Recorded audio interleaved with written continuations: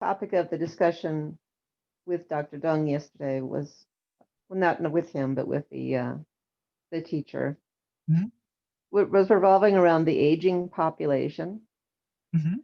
and all the various conditions that come up. So that may be something that's an easier end of the spectrum for discussion. But I'm wondering if you can compare or contrast the Japanese style acupuncture in terms of working with the aging population, how well it works, ways that you might approach a situation that are different from other modalities. Okay. Um, okay, so I'll give you a few things that come to mind. Different aging or not aging population, different people respond to different styles better. In my opinion, my experience is that at a certain age, for most people, acupuncture gets diminishing results. Now, yes, there are people at 90 that still respond to acupuncture very well, but my experience generally is that past 80, generally speaking, it's a little bit harder. And it gets harder and harder and harder with age to get results, which is why sometimes the Chinese styles that are sort of rougher and kind of like really zap the person, sometimes they can be more effective for some patients who can tolerate it. That's the other thing, is that at a certain age, a patient can't tolerate it. Okay. So I think it's going to depend on the person. Miriam Lee, who was we can say she was a tongue style practitioner. I mean, she was certainly the person who brought tongue's points to this country. She did other things as well, but she was definitely a very big tongue person. She had huge numbers of elderly people, and and but I think some of them just never came back. I mean, I don't think, I know. I remember she once, there are these points behind kidney 3 and kidney 7 on the Achilles tendon. They're called correct tendons. They're good for neck pain. And she had this elderly guy lying on the table face down. She's at his feet, doing the correct tendons. And her needles were thick and long. She's never seen a needle that was less than 2 inches long. I mean, it just didn't count, you know. And I would say it was number 8 and above, whatever the Chinese equivalent, thick needles. And this is at a time when people were autoclaving. So some of them were, they were bent, they were sometimes rusty, they were, it was a whole different world. Um, and the guy's going, so she's trying to put, and you're going through the Achilles tendon. I mean, it's not terribly pleasant. And Miriam's notion was you got to touch the bone. And the guy's like going, ouch. Miriam like walks over um, to his head, taps him on the shoulder and says to him, "You let me do a good job, yes?" Doesn't wait for an answer and goes and pushes the needle in. So, and at the same time, lots of people, she had a lot of elderly patients that loved it, or loved the result at least. But she also had patients. I remember I would ask her, "Oh, such and such didn't come back. Did you notice?" And Marian's answer was, "Oh, they got better." And I'm like, "Oh, how do you know?" Like, I thought, oh, you met them at the supermarket or something, right? No, he didn't come back or she didn't come back. It means they got better. It never entered her mind that a patient would choose not to come, because it's impossible, that they don't want to come. If they're sick, if they're not feeling well and they want to get better, they must come. And I sort of said to her, well, is it possible that they may not have liked, that it was too strong, that, what it was like I was talking some weird language that she couldn't possibly understand, Greek, because clearly she understood Chinese. So um, the the thing about elderly is, the reason why I think that the advantages of the style that I use, I can't speak for other Japanese styles, is because I'm trying to, and I know everybody says they do that, but practically speaking, I don't see them doing it. What I see TCM people do is they come up with a pattern and they try and treat the pattern. Okay. and sometimes it works great. You just treat the so-called pattern and everything is fine. But you have to remember the pattern, the so-called TCM pattern, like spleen qi deficiency, it has roots also. It sounds very holistic to say, oh, there's dampness in the spleen, or there's spleen qi deficiency, or there's liver yang rising. But you have to ask, if you want to treat the person, it's not enough to just quote unquote quell liver fire or fortify the spleen or drain dampness or whatever those terms are. Because if you just do that, what happens to the thing that created it to begin with? It's still there. So you fortified the spleen, you tonified the spleen, you gave them Wang Qi and blah, blah, whatever. And the spleen is stronger, their symptoms get better, they're not bleeding as much, let's say, whatever. And then 6 months later, it might come back because you haven't. So we have to think, where does this come from? Okay. And that's something that in TCM, we tend to say, once I found the pattern, there's no more to go into. But we know very well that, lifestyle is the reason. So can we treat, now you can't treat someone's lifestyle. You can give advice about lifestyle, but you can treat the body, you can treat with acupuncture to make their ability to make lifestyle choices a little more easy. So they're a little, let's say with acupuncture, maybe they're a little less inclined to worry. Let's say in the case of spleen, whatever. The style that I use, I'm always looking at your whole medical history and going, this may have happened to you when you were 5, but it predisposed you to a weakness. And granted, it's not directly related to the symptoms you're having now, but as long as you have that injury, okay, and that can be a physical injury, like to the body, like to a body part, or it can be an organ. The fact that you had asthma at the age of 5, you never had it since, could be significant. The fact that you were premature, birth was premature, could be significant. It doesn't mean that everyone who's born premature, is an issue. The fact that you had a reaction to a vaccine very early on in life could be an issue. A friend of mine, his daughter just got stung by a bunch of wasps, and they said, oh, my wife gave her Benadryl and everything's fine. And I'm like thinking, I hope so, because it's possible that in 20, 30 years, we'll find out that she has all sorts of allergies as a result. Now, it doesn't mean she will, but there's a possibility. So in my style, what I do is I look at the whole medical history and I try and address everything in that medical history, creating the pattern isn't fixed, in other words. So I think there is some advantage because elderly people have much more of a medical history. By the time you're 70, 80, 90, you are going to have a lot of medical history. There's a lot of stuff that's happened that's accumulated in this body that may need to be cleared. So I think there is that advantage as opposed to saying, okay, this elderly person, this is their complaint, and it matches liver yang rising. They have migraines and they have redness in the eyes and, whatever. They have a red tongue and they have a big rapid pulse. Therefore, it's liver yang rising. I'm going to do liver too, and I'm going to give them jitsa and whatever herbs. So yes, you treated the pattern, but you haven't treated everything else that's contributing to that pattern arising.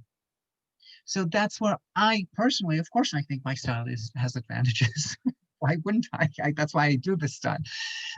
That's what I would say. And the other issue is whether the strength of stimulation is a very difficult thing to evaluate for an elderly. That's a very individual decision because, as I said, I think for some elderly, actually, the stronger stimulation is actually almost required for you to get. You just need more stimulation because there's less. You'll say there's less qi there. You have less ability, from my perspective. I'm breaking down connective tissue. The elasticity of the connective tissue is such that it's much harder to affect it. So that stronger stimulation sometimes for an elderly is possibly better. I don't have studies to do comparisons, so I'm not sure if that's helpful. That's great. Thank you. Let's back it up 20 years and work with the next age population. How would you be treating that age group? Meaning the 40s, 50s? Sure, that sounds good. I don't know what 20 years from elderly is. It all depends on what you call elderly. There, I don't treat them any different than someone who's 20. I mean, the big differences, I would say, well, okay, there is one difference, specifically with women. Hormonally, middle age and over, there is a menopausal issue, conceivably. Well, not conceivably, but ultimately there will be a menopausal issue for women. There is a big change for women, and a lot of women come specifically for that. But otherwise, I treat them like it's like I'm looking at the medical history. I want to see the list of everything that happened to them medically speaking. You know, for some people, it means I broke up with my boyfriend. That's a medical issue for some people, and it can be for some people. For some people, I've had people forgot to tell me that they had pacemakers. I'm like, wow, this is really weird. Like, why do you have a box here? Oh, that's my pacemaker. And it never occurred to you to let me know that or to write it down? Oh, no, apparently it didn't. So, but I like to look at the medical history and start thinking what are the possible contributing factors to the current problem. It doesn't matter. The current problem can be I went skiing, fell on my shoulder still hurts, I can't lift my arm. Should that be related to your gallbladder being removed?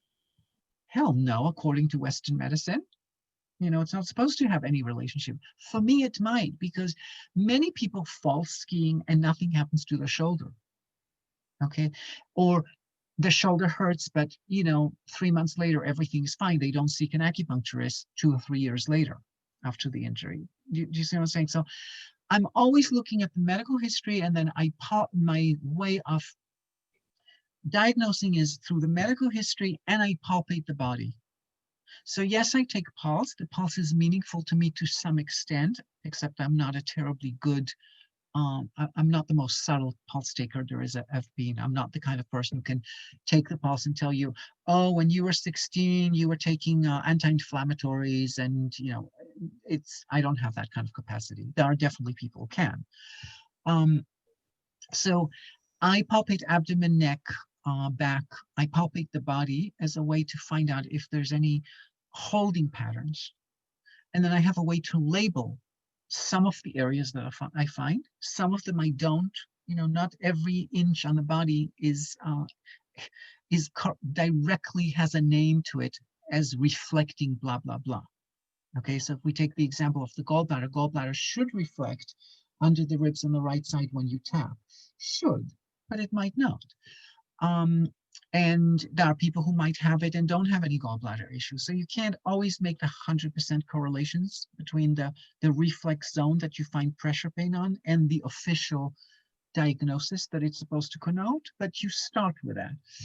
And then I correlate. I say, okay, I found this, this, this in the body. I have this, this, this in the medical history. This is the symptom that they're complaining about. And then I start making a strategy from the medical history and the findings, and I look to clear the findings with the idea, which tends to be 80% correct, not 100%, that if I'm clearing the findings in the abdomen through remote acupuncture points, there's a good chance that I'm clearly affecting the body because something is changing in their neck, in their abdomen, something is changing. In other words, in TCM, often they don't have a way of checking acupuncture points. I'm saying spleen chi deficiency, do spleen 6, stomach 36. How do you check it? How do you know that you got the right combination for this person, or that even your stomach 36 is in the right location? So in TCM, you kind of wait until next week and the patient goes, wow, I feel so much better. My digestion is so much better. I'm happy. I have so much more energy. I sleep better, etc., etc. Fabulous. But there's no way to know that until next week. The way I do it is if your abdomen has changed, then I know that something is moving. Is it moving in the direction I want? I can't 100% guarantee. But so I'm always looking for the points that are going to be clear the most abdominal findings, and hopefully points that I came up with that address the medical history in a way that's useful. So that's the big difference for me between the TCM style and my style. And that's going to be the same no matter what age group I'm dealing with, except possibly with children where it's a lot harder to get medical history as well as sometimes palpate. You know, children, well, first of all, they don't like being palpated. And so you can do the neck often, but not so much the abdomen. And also they can't tell you how much better it is. You know, they don't, the verbal, the capacity of relating and being able to say they can go 100% better. If something, you pushed on something and it was ouch, and then you push it again and it's nothing with a child, they can tell you that it's fine, but they can't tell you gradation between ouch and nothing. They can't say, wow, it's about half better. Now, of course, there are many adults who can't do that either. But it's a connection between the brain and the body that for most kids has not been established yet. Um, so yeah, so between any age group past children, even very elderly, it's all the same, you know, in terms of process. Make sense? Yes, thank you. Welcome. Can I make a comment? Yes, of course. You know, for people who are not practicing in California, you know, you talked about Miriam Lee, and it's easy to just, you know, dismiss her as some crazy acupuncturist. But I think it's important to note that she was one of the pivotal people in getting acupuncture legalized in California, which also in turn helped to get legalized in all of the United States. And she actually went to jail to get it legalized because she kept practicing and they would throw her in jail saying this is not legal, and she would go out and practice again until they finally legalized it. And she was acupuncture license #1 in the state of California, which Actually, she became was 6. She was 6? She was number 6. Well, there were other people who were licensed. There were 10. I believe there Okay. were 10 original licenses at the very start, but she was number 6. There were other Okay, people with well, political ambitions. well, she was pivotal. And in fact, California still to this day has a separate licensure than the rest of the country because it is a higher standard. So she was also the person, I believe, okay, you're going to perhaps correct me, but my understanding is she is the main person who brought the Dong style to the United States. And it's, at least in California, a very, very popular and widely recognized style. So this idea of very aggressive Chinese treatment, I mean, I even saw it in China. So it is very much a difference between the two styles. This is a standard. It's not just an obscure reference to reference the way she treats. And you know, I think one of the biggest distinctions is the accuracy of point locations, because you will see, certainly when I've watched Avi treat and also when I've seen Kiko treat, where they'll get down to, you know, touching the point and then saying, well, which angle, if I press the point this way versus that way and I angle my needle, you know, in that respective direction, does it make a difference to how it releases the hara? And so I think that's why Japanese treatment can get away with tiny needles and unaggressive treatment, is because they care about accuracy.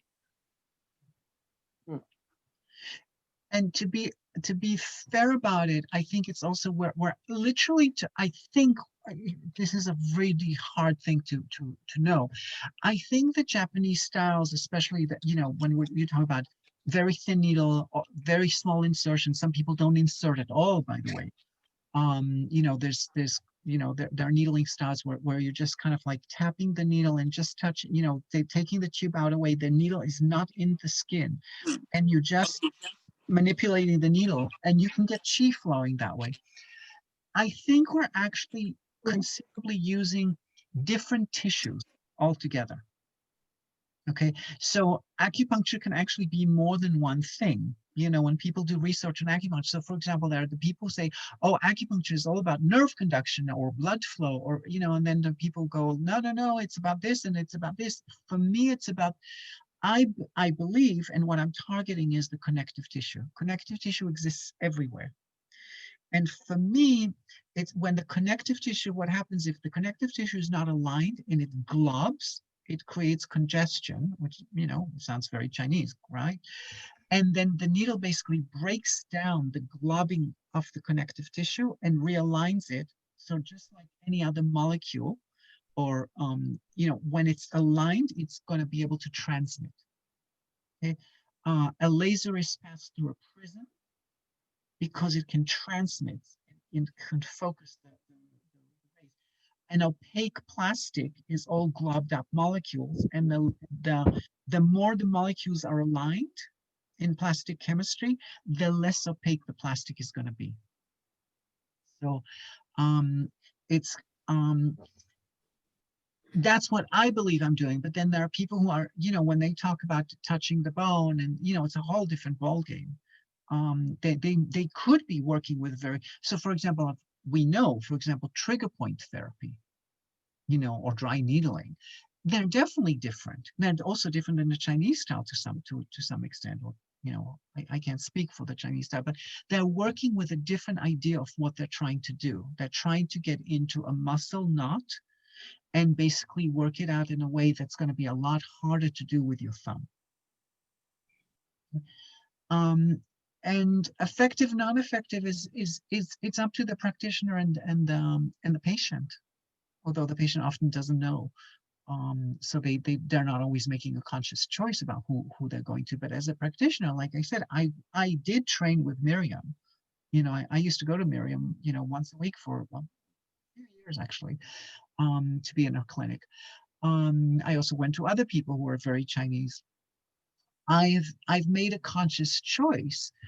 And I mean, when I first came out of school, I've done correct tendons more than once on people. I've done large intestine 18, going all the way in, towards, like with a long needle, because it's supposed to be good for neck pain. Things that I would just never do now, just because, not because I don't think they work, but because I'm choosing a different way of working that matches my interests and my personality. That's all.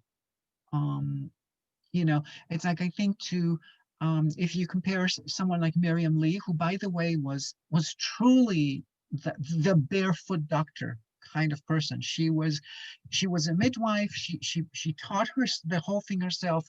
She was the person who brought the tongue style here, but she was actually a student of Dr. Young's, who I think is still alive in LA. But she's the one who really popularized it, and everybody knew Miriam, kind of thing, at least by reputation, if nothing else. She was a very strong person.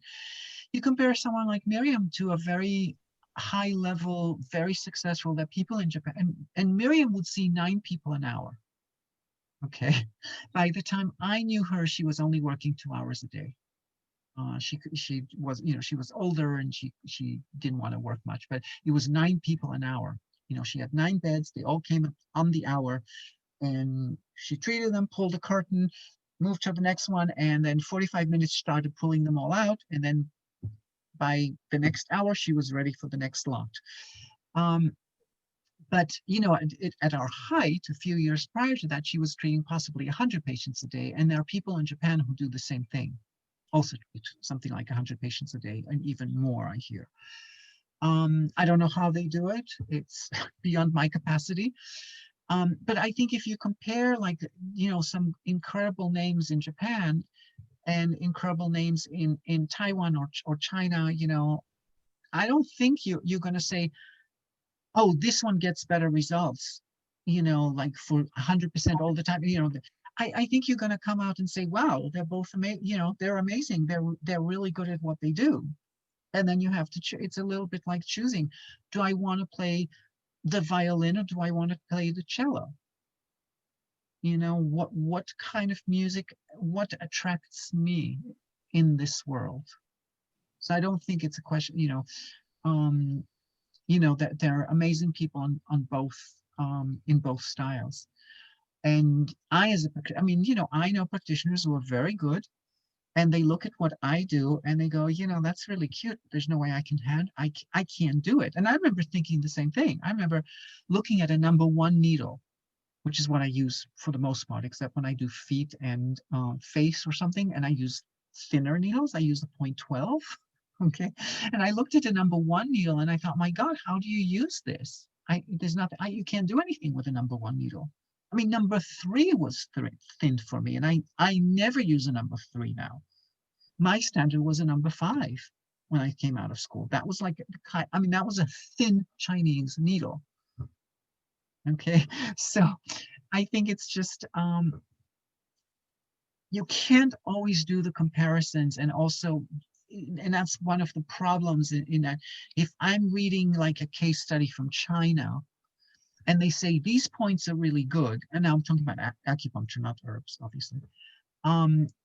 I can't always tell that I could, you know, it gives me an idea, gee, I should look at this point and wonder what I can do with it, what I can extract out of it. But I'm always cognizant that I may not be able to do what they do, simply because the technique is so different.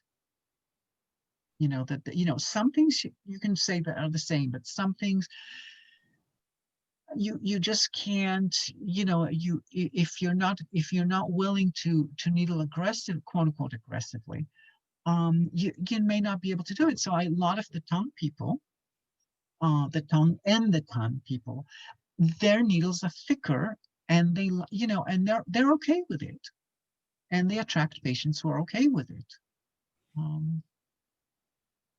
Anyway, that's gets to be political also, doesn't it? So. Anyone else? Teresa, do you have anything? Because you're, you know, you're there and you might have questions. So I just want to make sure we acknowledge you.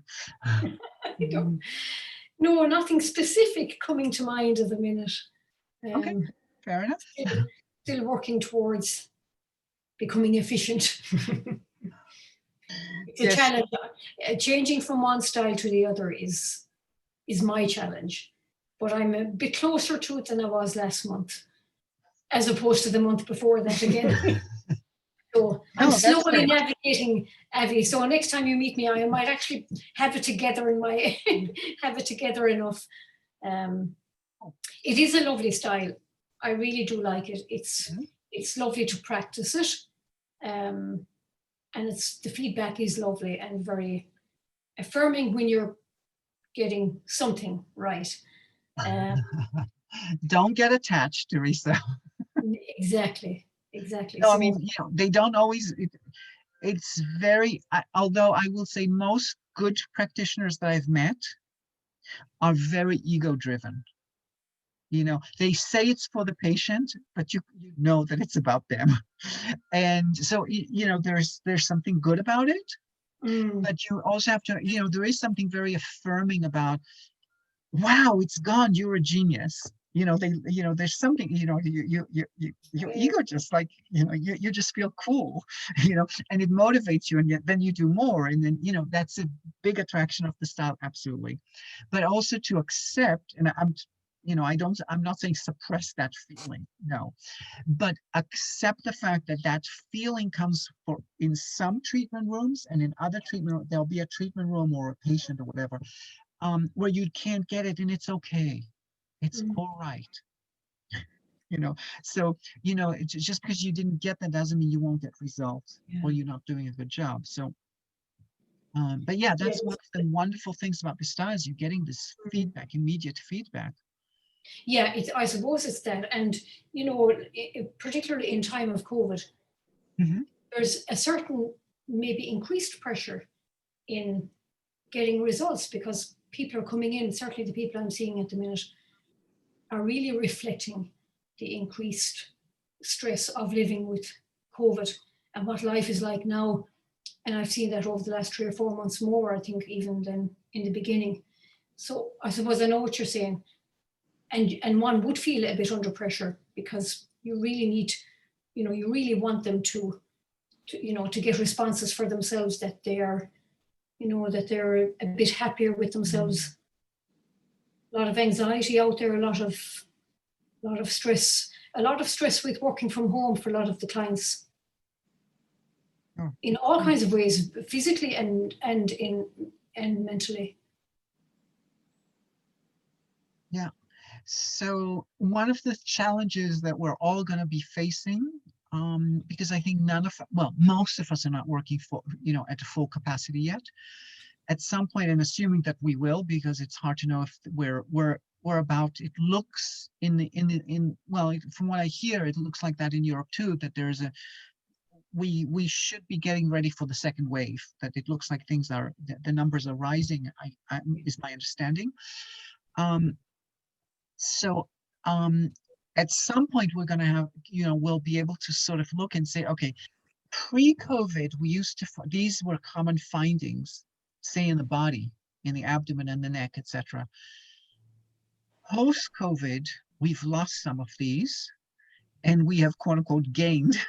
New findings are coming up, new phenomenons, new diseases, new symptoms, but because in this style we're always interested in the new findings, or which points are going to suddenly become so much more effective. So I will say that there was a very clear trend prior to COVID to do more and more scalp in the last 5 or 6, or well, actually maybe not quite 10 years. But everybody's been moving to doing more scalp because we are such a cerebral society. We're constantly typing, and we're our brain is constantly working. So if you can calm the brain and redo something with the brain, the body hopefully will follow. The body is less of a leader in today's culture than it has been through, let's say, most of the development of the human species, I would assume. We've been much more active in the body. Now we're way more active in the brain. It's not that people were stupid before. That's not what I'm saying at all. But we're constantly, all our activities are very brain oriented. And then, oh yeah, let me go to the gym and get my exercise kind of thing. But I'm constantly, my life is very much in my brain. Not necessarily in my mind, but in my brain. So what I've seen through different practitioners, including in this style, is a big shift towards more and more scalp points. So it'll be, for example, interesting to see if that's going to hold true post-COVID, or is that going to somehow COVID has shifted. Now, part of it will be, once we have faced the anxiety of the existential factors of COVID, whether that puts us even into more scalp, or whether there is physical challenges that the brain will not mediate as well. Now, of course, scalp points are not just brain points, but they are still part of the fascia system. But they are somewhat different, to a large extent. So I think we're all going to be looking at in the next year or 2 or 3 or 4 as to what are the differences. And besides the fact we're all working a little differently, we're trying to minimize the amount of time we're with a patient, those kinds of things. So yeah. Definitely shifting. Well, I'm assuming these are shifting times medically speaking also. We'll find out. So I have a case. Yes, Camille.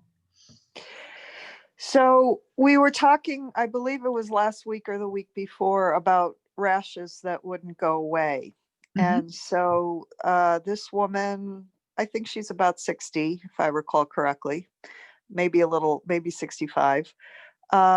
She has had chronic, it seems to be autoimmune eczema, mostly on her legs, on the foreleg, stomach area, and also on the wrist in the sort of lung pericardium area. Those are the worst spots.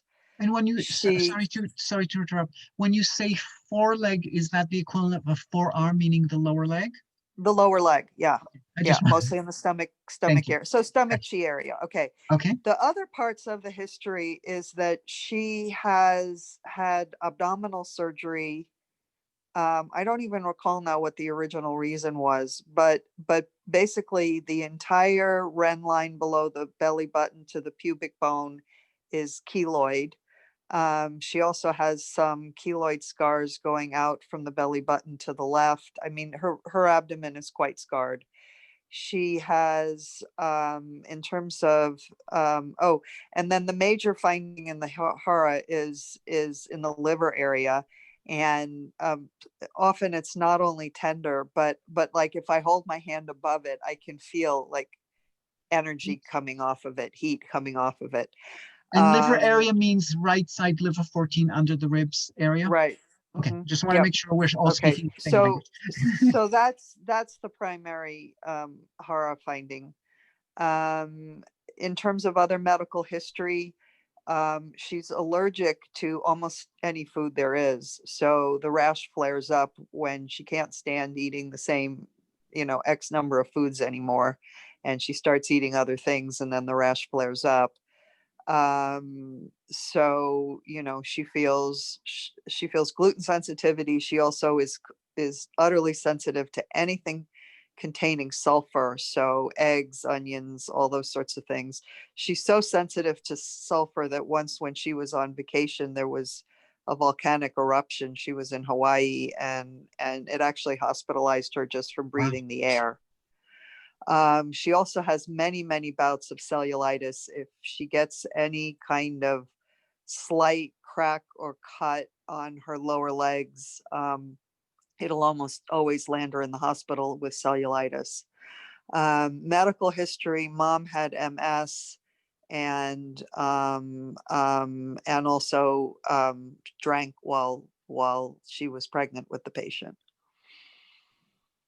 Well, she's 65. That So, would and have been relatively common. I have done the detoxification points, the kidney 9, large intestine 15 for years. I've done liver, moxa liver 5, I mean, I've done Wait. all kinds of, Because of skin. Okay, got you. Yes. I've done all kinds of liver points, and I mean, she's come every other week for years because it's better when she sees me than when she doesn't, but I cannot say that we've ever really had a tremendous breakthrough.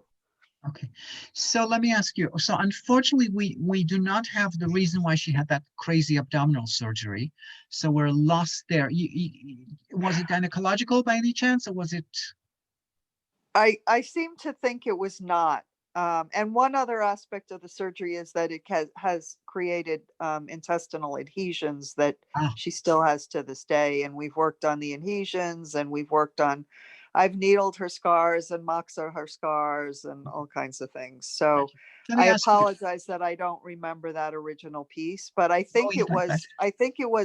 it was something intestinal. I do not think it was gynecological, but I think it was so many years ago that it was done a little barbarically. I don't think she would have that kind of surgery, Right. certainly not in the last 20 years.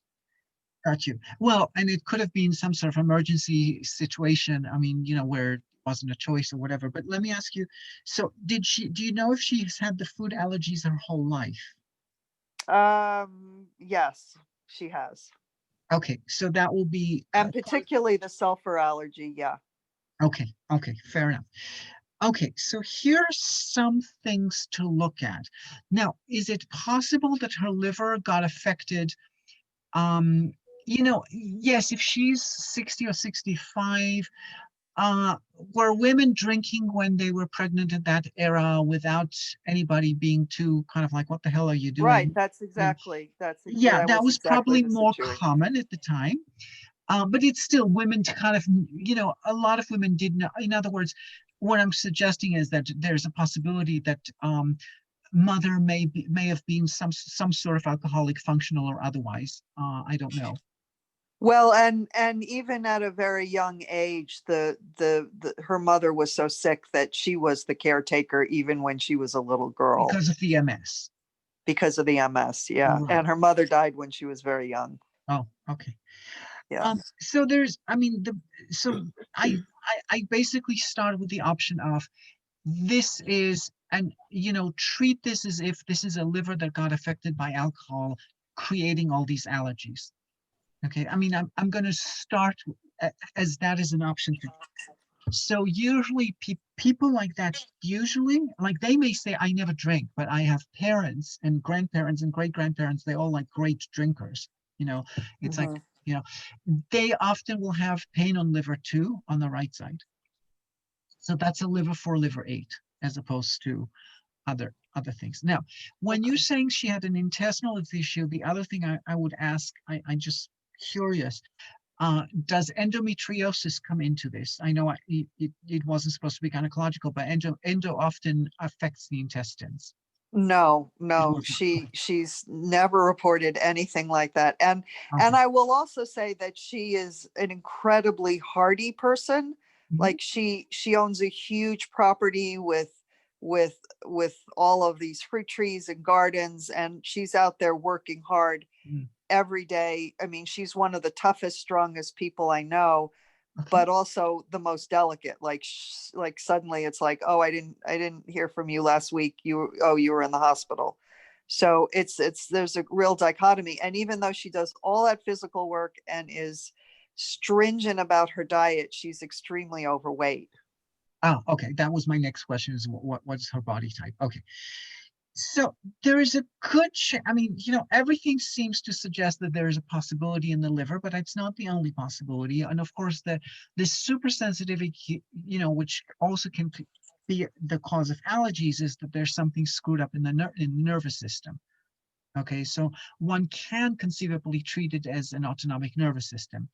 So now, have you done the liver excess treatment? Kidney 7, spleen 7, heart 3, pericardium 4 on the right side on her? No, I don't know that treatment. Can you say it again? Oh, I'm shocked. Okay, it's this is the treatment for liver. This is the official liver excess treatment. It's right side, kidney 7, spleen 7, heart 3, and pericardium 4. Now, this is a unique phenomenon in terms of treatment. So there's a chapter in the Nanjing. I believe it's 72, but I don't quote me on that one. And basically, it's a very weird question. It's so the chapter before talks about, the tonify son, tonify mother, reduce son, tonify the grandmother to control, kind of thing. That's the previous chapter, and then this chapter says, when the western mountain cannot control the east. Basically, what it says, by theory, the lung should control the liver. Okay, because metal is the grandmother of wood. So if wood is overacting, you can either reduce the sun, that's one thing, reduce fire, but another method is to kind of get the grandmother element to sort of like control. I believe that's called the control cycle or something, whatever. It's not I'm never good at this, at the 5-element thing, but it says that for some reason the liver doesn't work that way. The lung does not control the liver very well. Okay, so the answer is, what you should do is tonify the mother and reduce the sun. Tonify fire. I'm sorry. Tonify water and reduce the fire, which is very odd because it's you're doing you're saying there's both excess and deficiency in the liver. Reduce sun is for excess, tonify mother is for deficiency, and that's exactly correct in a way, because when we look at all liver formulas, I mean, we see this in everything to do with the liver. The liver is never pure excess, ever. Look at any formula for the liver, and it can have the harshest herbs to drain the liver, the jujutsus and whatever, the Wang Lians, whatever it is that you're using for draining the liver, you're always going to have something like Baishao or Dangwei in it. And your typical formula is actually even, they say it tonifies the spleen, but everybody uses this for liver qi congestion, is Xiao Yao San, which tonifies the blood. Okay, so there's always this assumption that when the liver is misbehaving, you have to give it more blood. It's like a sponge. If the sponge gets dry, it's going to get thorny. So you always have to nourish the liver blood when you're treating the liver, even though you're saying it's excess. So you're still nourishing the sun tonifying the mother in order to nourish the liver. So because of that strategy, you're doing kidney 7, that's the water point. Okay, it's on a water, it's kidney point, tonify the mother. Spleen 7 is considered a spleen point that affects the kidneys by Nagano. And then your heart 3, pericardium 4 are your fire, drain the fire. So that's in that treatment originally is the treatment that Nagano used for atomic bomb victims. Okay, with radiation, so to treat their liver. It's a good point. It's a good treatment for people with hepatitis with actual physical liver damage. And since you say you can feel something energetically with your hand above the liver, it suggests that there is something. I don't know if there's scarring, or I don't know how it would be defined. I don't know, but there's something physically in the liver. So when you actually have physical liver damage, the possibility of kidney 7, spleen 7, heart 3, pericardium 4 is a very good one, especially since you've already tried the detox, because alcoholic mother, etc., and allergies, etc. Other options. So the sulfur, you can conceivably look at mineral. It's a possibility. I don't know if it will pay dividends, but it's worth, you try it. Notice that heart 3 is in both in the liver excess as well as the mineral treatment. So you can do something with that. The scars. So what I would look at the scars, so if treating the liver doesn't get the scar better, yes, treating the scar directly is worth it, but the question is, can you treat the scar remotely? Can you treat what's in the scar, what's going on with the scar? So a few things. I would look at REN12 as an option, and here's why. If the problem is on the stomach channel below the knee, REN12 is a good thing to work with. Now, usually we're talking about pain rather than skin issues, but the other thing is, REN12, it is the origin of the meridians. It does relate to the stomach, which means it will relate to some extent to the allergies. The other thing is REN12 is also related to lung 9 area, which is where she has eczema also. Okay, so why? Because they're both okay, so it's the beginning of the meridians, and lung 9 is the mouth opening for the pulse. So they're both related to the ability of feeling. The pulsing begins supposedly at REN12, and can be felt. That it's the root, it will be at REN12, let's say, and the branch will be at lung 9. Okay, or lung 7 to lung 9. Ideology. So I would look at what's going on in REN12, and if there's no pressure pain then there, I would needle it and see what you can get, if there's a better softness maybe on the scars or anywhere else, but see what you can milk out of REN12. If you can't needle REN12, the points that tend to get REN12 better are immune points, stomach chi points, and or kidney 9 or kidney 7. Okay. So I would look at what's going on at REN12, and I would look especially on the left side, but possibly on the right side, on the back, at what's happening just outside T12 to L2.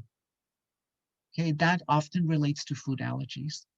Okay, so from the small intestine, the fat gets accumulated in what's called the cisterna chyli, and then gets shifted to the liver to be processed. So sometimes it's the cisterna chyli that gets blocked with lipids and creating the allergies. Okay, so it's just outside the Watteau. Sometimes you can actually literally feel a nodule there, and you needle it. You break down the nodule. That's a reflection of the cisterna chyli. My assumption would be that the cellulitis might, so yes, she is an immune issue, so immune points. Now, since you've already hitting kidney, either because of the mineral to kidney 6 or with kidney 7 for the liver. You can't really needle REN4, but I would try to the side of REN4, side gallbladder 27 mushu. So just go REN4, go all the way to the side in the glute medius, find the ropey and needle that. So that will be your current of REN4 because your autoimmune treatment is REN4 plus kidney plus lung. And then since you don't want to do lung 9 or lung 8, I would just go with lung 5. So those are the things that I would look at. Possibly I would look at the inner thigh also, meaning spleen 12, liver 12 area, which relates to the autonomic nervous system also, but because of because she's overweight and she's a pusher. So there's a good chance that there's going to be a holding pattern there. Okay. I'm just trying to think if there's anything else that's worth. There is one more to talk about scalp points. So there's a way to get to the liver scalp-wise, which is go from do 20, go to the side, almost to the gallbladder channel, and you'll feel it on the right side, you'll feel a dent. So on the left side, we used to call it malaria point because it treats the spleen. On the right side, it treats the liver. So, all right. Thank you so kindly, Avi. That's some good new stuff. Good, good.